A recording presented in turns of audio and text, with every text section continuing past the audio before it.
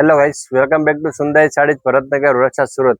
આજે આપણે એક 2D મેચિંગમાં સોફ્ટવેરમાં સાડી તમને બતાવવા છે। સાડીમાં બધા ઇંગ્લિશ કલર રહેવાના છે। વિડીયો સેટ સુધી જોજો, બહુ મસ્ત વસ્તુ રહેવાની છે।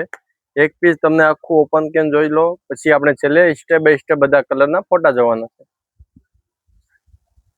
તો જોઈ શકો છો આ રીતનું આખું મસ્ત મજાનું સાડીમાં પલ્લું આવશે।